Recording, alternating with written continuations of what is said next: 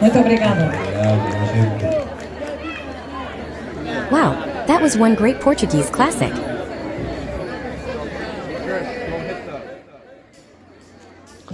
So what is the Festa all about, you might ask? Actually, I was very curious of that very question when I was exposed to these festivities on my first visits here many years ago. What has become abundantly clear to me is that the answer to that question depends very much on who you ask.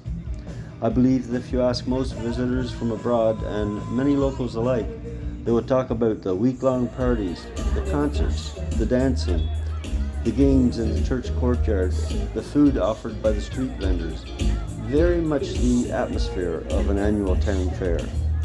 Festa time is a season celebrated by people of all the towns in all the Azores islands as well as on mainland Portugal.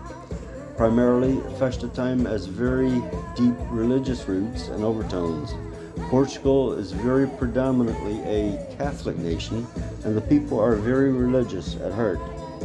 I'm told that in years past, the Festa was primarily a religious event where the essence of the celebration was focused on the church.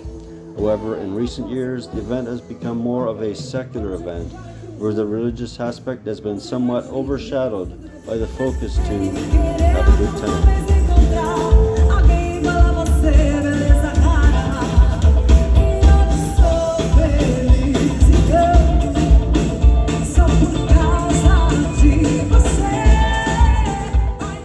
So, what is Lucy posing in front of here? Well, these few shots were taken earlier in the week when the town workers were busy converting a parking lot into a makeshift outdoor party room. This is where the party will continue after the band is finished for the night and the party is moved to this location. This is the place for the after party, where the music and dancing will continue into the night. Remember I told you they like to party? Yes, and here they are, in action, and partying into the night, after the band is wrapped up and gone home. Festivities start on Thursday, initially announced by loud fireworks from the church square. You can expect the bands to be playing Thursday, Friday, and Saturday night as everyone meet in the church yard to join in on the festivities. Then on Sunday, the religious parade will happen, where the statue of the patron saint will be marched through the town, led by the priest who will bless the homes along the way and the onlookers who line the street to watch the parade. On Monday, there will be an auction in the church courtyard. Many items that have been donated to the church will be auctioned at the highest price to contribute to the church. On Tuesday, there's a second auction, an animal auction. This is an auction between farmers, another event to raise money for the church. Finally, there's a second parade on Wednesday to close out the annual Festa for the year. This second parade is a parade of the people depicting their daily lives. Here, you will see decorated farm trucks and tractors, some pulling trailers decorated to depict life events such as weddings, home scenes, or any other possible scene representing their daily lives. I will talk a little more about the religious roots of the Festa a little later in the video.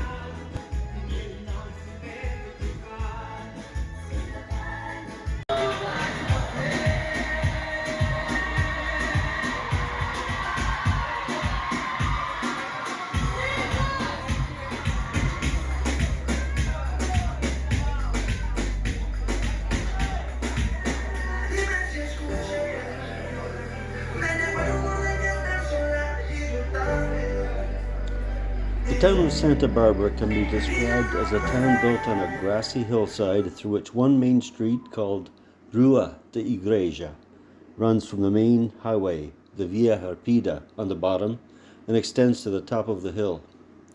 More than halfway up the hill, the row houses are indented by a large courtyard on the right that extends back to the only church in the town. Hence the main road to the town is Rua de Igreja, or in English, Road of the Church. It is in this large courtyard that the bands and the people gather for the Festa. It is also from this courtyard that the town announces its week-long exuberance for Festa time by sending perpetual fireworks into the skies, starting in the early evening hours and into the late night. I recall a number of occasions going home after a long day and falling into my bed listening to the loud bangs of the fireworks, refusing to relinquish the party to another day, and reminding everyone that the following day of Festa awaits them, as if to say, don't sleep too long, patriots. There's more partying to be done tomorrow.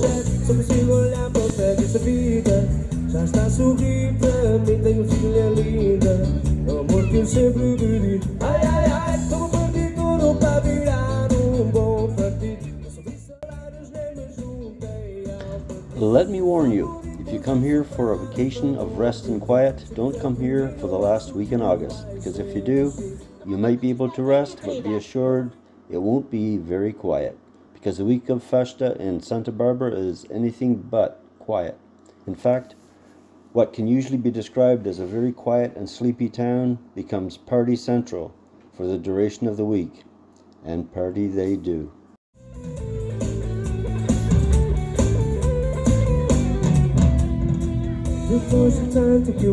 Although I tried to find out a little more about the history of the Festa from the perspective of the church, it seemed that it was lost on anyone I managed to ask. Therefore, I took the initiative of doing a little research on the topic, and here's what I found. My research took me back in time many centuries ago to a pious lady of royalty by the name of Isabella of Aragon, also sometimes referred to as Elizabeth of Aragon. Isabella was born in the year 1271 to Iberian royalty and lived until 1336. In 1281, her marriage to King Denis of Portugal was arranged when she was 10 years old. The marriage was celebrated in 1288 when Elizabeth was 17 and King Denis was 26. On the website www.hynesdes.org, a website apparently hosted by a community of Azorians who had settled in California about 200 years ago, I learned that the festa that the Portuguese celebrate originated with this Queen Isabella, also known as Elizabeth of Portugal. She was Queen Consort of Portugal and is venerated as a saint in the Roman Catholic Church. For those not familiar with the title Queen Consort, this indicates that her title is not one of birthright, but rather is derived from her position of spouse to King Denis. The document on the website gives us the following information. Festa origin of Festa do Divino Espírito Santo, or in English, Feast of the Holy Spirit. This religious celebration originated with Queen Saint Isabel, daughter of King of Aragon, who married a young monarch, Denis, in Portugal. She was known for her religious devotion, her compassionate heart, and her service to the poor in their time of need. Oftentimes, it is said that the queen saved bread from her own table to give to the hungry. Legend has it that the king tried to stop her from mingling with the poor. She was once caught hiding something in her cloak. When he demanded that she open her cloak to show the concealed food, she said a prayer and threw open her cloak. Instead of bread, red roses tumbled out. It is for this reason that the statue of Queen Saint Isabel is depicted with the mantle of flowers. At one time during Queen Saint Isabel's reign, there was a terrible famine in Portugal.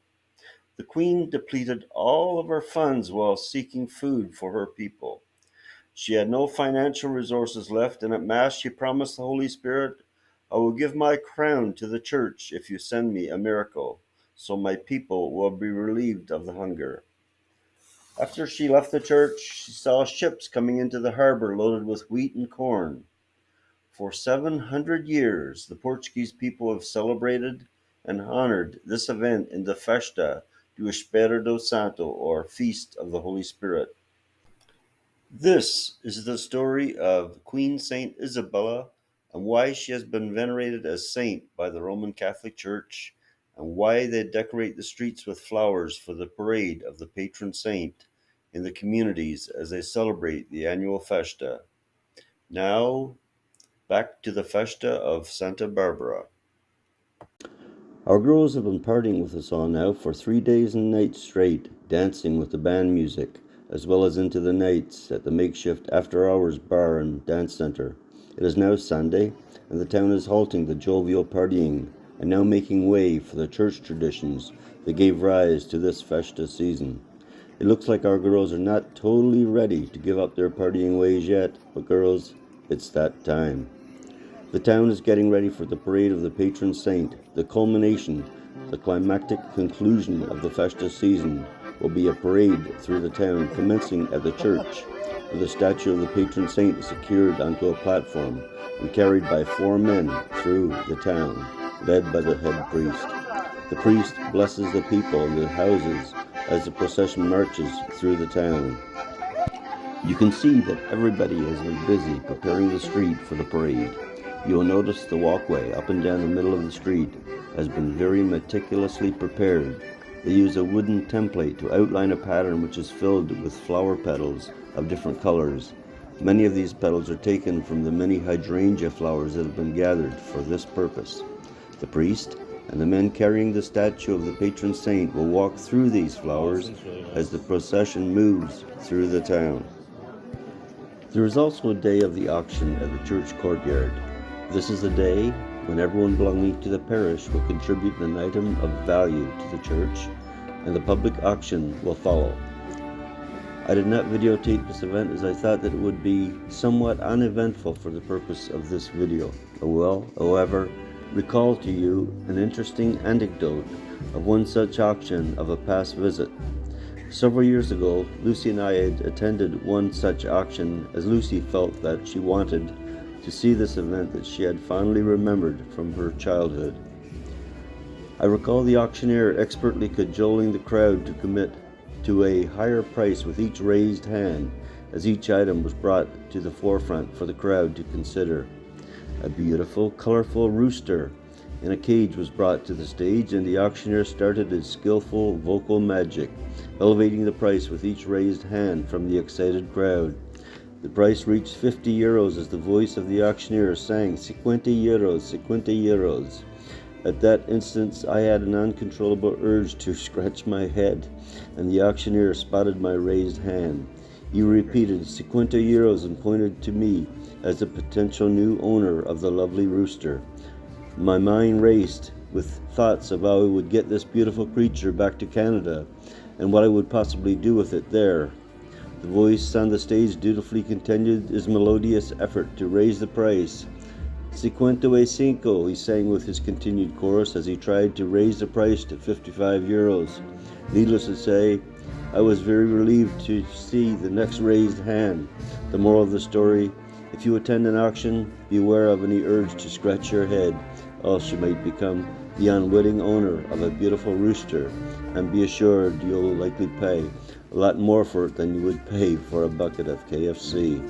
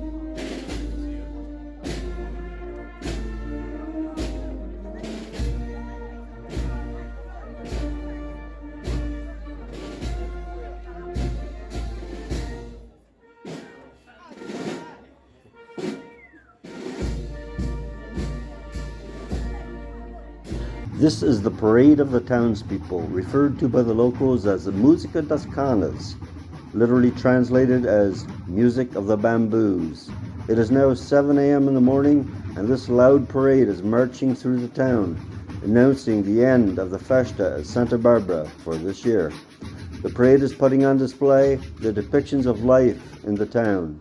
This is a joyous event, announcing to the people, we put on a great Festa week for you, locals and visitors alike. We hope you enjoyed our efforts. We now go back to normal Santa Barbara life. And this is who we are, on display for you in this parade. Until next year, salutations to you all, and we hope to see you again next year. And this, my friends, is why many expatriates to this town prefer to come back to visit their homeland in their final weeks of August each summer.